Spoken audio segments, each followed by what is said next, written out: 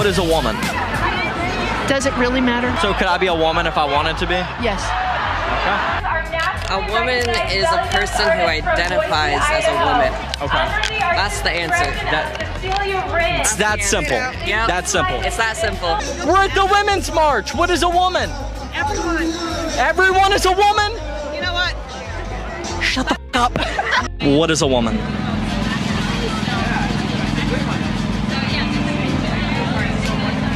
You tell me what a woman is, because clearly you're really confused, and that's okay. It's okay to be confused. I'm really sorry for the loss of your brain cells. You can't even define what a woman is, and you're saying I've lost brain cells? You're the one who's asking, idiot. All right. When common sense is uncommon and reasoning is replaced with feelings, that's when everything turns into chaos, ladies and gentlemen. Well, I have this video that I want us to watch from Kirk, where he debates this particular lady. The way it unfolds will shock you. Let's jump in and watch. Hi, I'm a liberal. I'm Democrat voting. I'm very strong in my beliefs about a certain set. I have a very strong belief in a certain set of principles. I probably disagree with a lot of your principles. I disagree with conservatism and usually right-wing conservative beliefs. Okay. The reason I'm here tonight is my son is very right-wing conservative. You have a very smart son. And and he doesn't drink. Oh, he's only 20, watch it. All right. And the reason that I'm here is because I raised him to believe and think for himself, to look at both sides and come up with his own opinion. And he kind of didn't come up with Bernie, okay, I can live with that, but I absolutely stand behind his right to think what he is free to think. And I don't need to break windows. That's not a model for what I believe in liberalism. There's a lot of liberals who are very upset about that. Good. So my question to you is, in my sense of accepting and loving my son, it's different, he's my family. Mm-hmm. I also believe, for example, one example is LGBTQ adults, not trans kids. I'm going to get that argument. But LGBTQ adults who are happily in relationships and married, who are behind what they believe in, and it doesn't necessarily coincide with the Bible. It doesn't coincide with two genders. I believe that people have the freedom to express themselves, and they don't want to be in two genders. They have a different point of view because they looked at both sides. Well, they came up and they have the freedom to believe what they want. So how do you, my question to you is, how in your belief of two genders do you accept people who don't believe that? Well, yeah, I just asked the question. I would ask it of you. What is a woman? For me personally, I am a woman. And I believe but what is that? Don't answer the question with the question, like, what is the vocab term woman? Define it. That I align myself as a mother, and what the women in my life and the feminine values of being more relationship-oriented, less competitive, mothering, caring about someone ahead of myself. So those are values that feminist values that I believe in. You know, this lady identifies as someone who's disconnected from reality. That's the honest truth here, ladies and gentlemen. She is absolutely disconnected from reality, you know. I genuinely think this lady doesn't even know what she's talking about or what she believes, for that matter. I mean, she jumps from one idea to the other, contradicting herself almost at everything.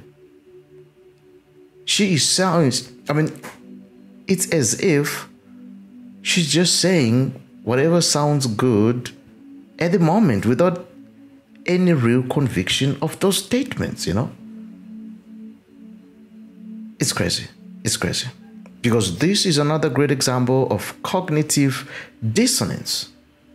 I actually feel sorry for her because it's as if her brain clearly is melting as she constantly tries to explain and explain and explain. But hey, let's watch further. Let's watch further. Let's watch further. And I believe I can be a woman. I don't have, I wasn't born with a male body, but I believe that I am a woman based on feminine principles. Those, like, so those, under, and those and other under feminine your principles. view, somebody can choose to be what they want to be. Yes. Okay. Can I be a bobcat? Well, and more than that argument, I want to get more into No, this is important. your belief. Let me ask you another question. Can I be whatever age I want to be? The response to that really is not exactly what my question's about. Well, you're asking about my view on the LGBT, and I'm getting there. I'm just trying to understand. And as an example, people who don't believe that there are two genders, just in general, I know. who are disagreeing with you. And you are one of those people, so I'm trying to get to some form of understanding and clarity. Okay. So do you think that having agreed upon objective reality on age is important? Yeah, but that's not within the concept of gender. Well, but why is that different? Why does reality stop when gender gets discussed? Because I'm not thinking about people of different ages. Why not? So, if a 30-year-old thinks he's 14, he should be able to have sex with a 12-year-old, right? No, this is more about gender. Well, no, hold on. Well, but I have a limit. But gender is where does that limit come from, and why do you believe in the limit for age but not for biology? You know, she speaks in a rigid, almost mechanical manner. It's as if every word that she's saying is being carefully preloaded into her system, ladies and gentlemen. You can almost tell there's no genuine emotion from what she's saying. It's as if it's a series of rehearsed lines delivered with robotic precision. And it's sad because she is a mother. She is someone probably, I would say, maybe 50, 60, somewhere there-ish, you know? I mean, ladies and gentlemen, when common sense is uncommon, reasoning is replaced with feelings, that's when chaos begins. That's when chaos begins. This lady is literally trying to recite what her social media influencer told her to say. It's said, but it's reality. That's what's happening now. A lot of people, they are being raised from the screen. A lot of people, they are being raised from the screen. But their televisions, their mobile phones. It's crazy. And I don't know why it's so hard for people to say a woman is an adult female person. Clearly, that's not hard, you know. A woman is an adult female person. Or a female person. Come on, with XX chromosomes. I don't get it. But hey, let's watch further. Let's hear what Charlie has to say here. Because I feel that gender is an aspect of somebody they can believe in being able to be in more than one gender. I don't believe that age falls into that. I believe this is more about a gender that people are able to choose. You're saying, though, that gender is a personal feeling or belief that somebody has about their existence. Regardless, yes, within gender, there's some things that they don't, like being an animal or being 90. Right, but the moral premise of that is that your biology, your chromosomes, do not dictate your reality, correct? I don't know. Do I have to know the answer to that in order to honor the fact that somebody else believes that they are choosing to be a woman? Let me tell you why and what I believe. Do I have to agree with that? Well, not a matter of agreeing. In order to be able to identify gender. You can have whatever opinion you want, but the truth is what I'm trying to articulate. It doesn't matter what you believe. Somebody is born a man. They don't stop being a man if they appropriate womanhood. If I wore blackface right now, I don't become black. If a man decides to all of a sudden dress in a dress, he doesn't become a woman, nor should you force other people to reaccommodate society. If they want to think that in their private time or in their own mind, it's kind of weird and strange. I guess go ahead and do it. But that's not the debate we're having in America right now. The debate we're having, and I'd love your final thoughts on this, is a biological man is able to compete against biological women in NCAA sports and win the national championship in swimming. Do you think that's fair?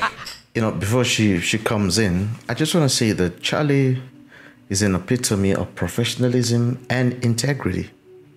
Literally. He never resorts to negativity or to personal attacks.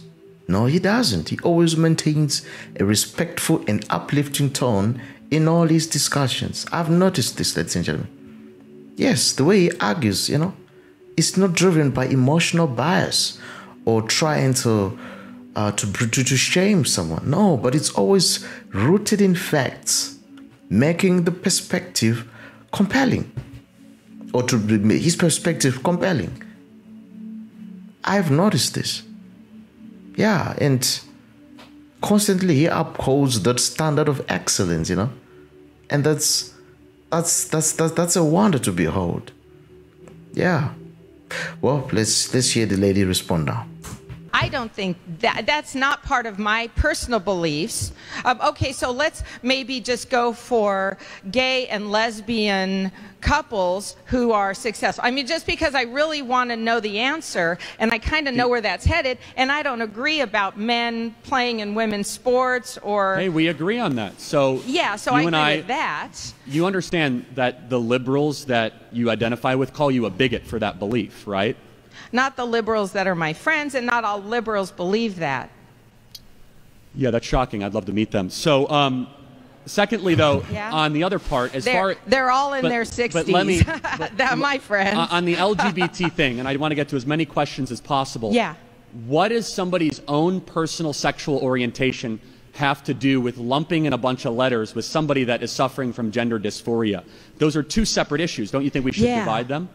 No, I think that there are people who have healthy homosexual relationships who identify that way, who aren't in favor of some of the gender You misunderstood problems. the question. What I'm trying to say is that for a while it was gay activism, and now it's LGBTQIA+.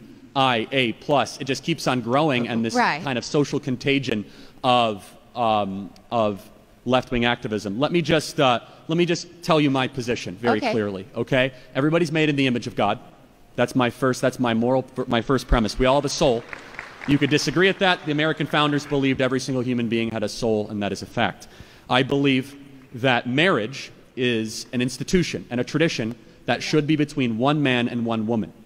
Marriage, in an ideal world, the state would have a limited role in that, but I don't believe that diluting or destroying the institution of marriage or the vocabulary or the truth behind it does it any justice for anybody.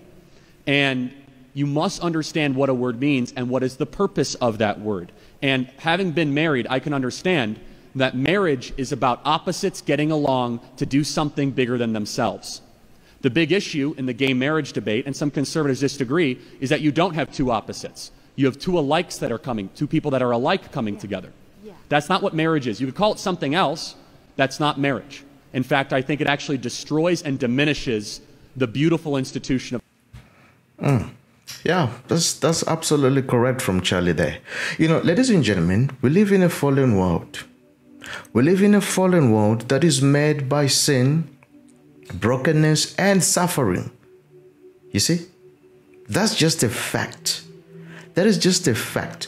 But yet, in the midst of all the darkness, we have absolutely incredible hope.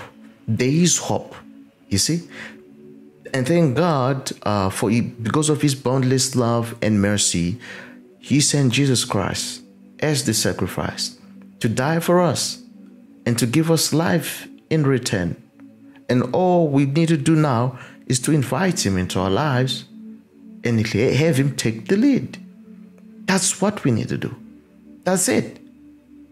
You see, because we can never redeem ourselves, or we can never save ourselves, because without God, you know, one thing, all this social decay, it always begins when we try to remove God from society.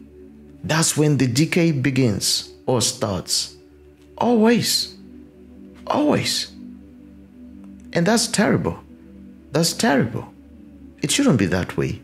And I, to some extent, I think it was good for this lady to have this conversation, because I firmly believe that Charlie somehow planted a seed of truth in her, and hopefully she will go back and think on those things, think on those statements, you see, and probably someday discover the truth for herself. Because in as much as I don't agree with what she was saying, she was polite, she was respectful, yeah, and that's something that you don't commonly find, especially in those who are the liberals, the leftists, and all those guys, you see. So I pray that my deepest prayer is that she will find salvation, she will find the truth, and there will be light in her life. Her eyes will be opened, you see, and her mind renewed, so that she can think clearly and also join her son, a conservative, in the fight of the light, or fighting for the light.